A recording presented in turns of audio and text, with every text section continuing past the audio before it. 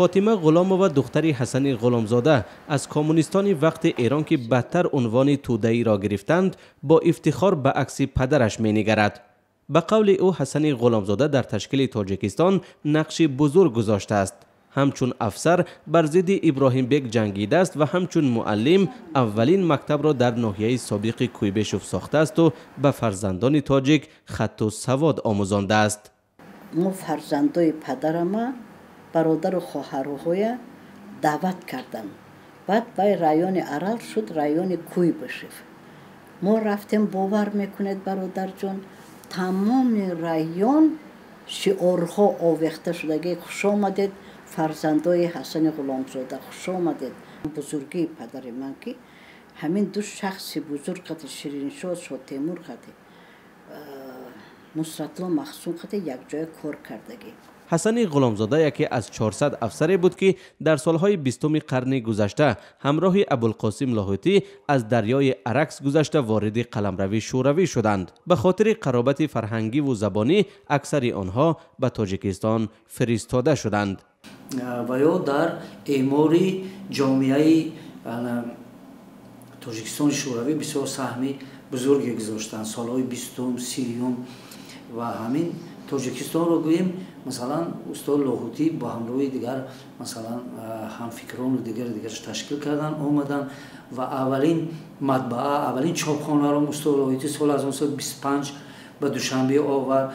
موج مهاجرت کمونیستان و اعضای حزب توده ایران که بعدتر سال 1941 رسما تأسیس یافت به اتحاد شوروی در 3 دوره صورت گرفته است. تشکیل سوءقصد به جان رضا شاه در سال 1949 نیز به توده‌ای ها نسبت داده شد و تعقیب کمونیستان در ایران موج دوم هجرت آنها را به اتحاد شوروی به بار آورد.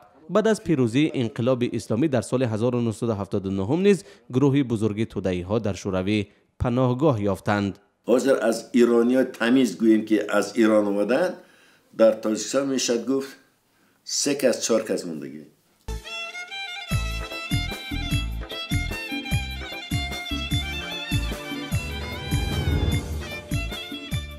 حالا در تاجیکستان نسل سیوم توده‌ای ها به سر میبرند و آنها از جمله افراد شناخته کشور نیز هستند. می توان از ناهید زینالپور غژک نواز مشهور تاجیک نام برد که پدرش توده‌ای بود. من یک گروه حزبی عکاس و نواربردار مشهور ظهور دخته نیز همگی 14 سال داشت که به تاجیکستان آمد. مثلا ما را یک پرودنیک آورد که در همونجا چوپانی میکرده است. راه راست بود چون ما من 14 سال بودم، برادرم از من مایده‌تر بود، خواهرم از من مایده‌تر بود، نه از کوه رفتن مشکل بود برای اونا. برای اصل راه راست آورد ما را. پرودنیک ها وقتی گپ میزدن شفشان که خواهی نداند مثلا پدر ما یک تا سیب مایده سیب دادن، سیب سبز بودن یادم است، گفت اگر پرودنیک شما را نقض گذراند هم سیب تلکون میتید یگون دست نزده هم پرودنیک میتید و من به مسپارم من پولش میتیم که وای پدودید نکرده از شما را. پاش خوردن اتحاد شوروی برای توده‌ای ها ضربه سخت شد. آنها که تمام عمرشان را صرف ایده کمونیسم کردند خود را همکنون بیکس و تنها احساس می کنند.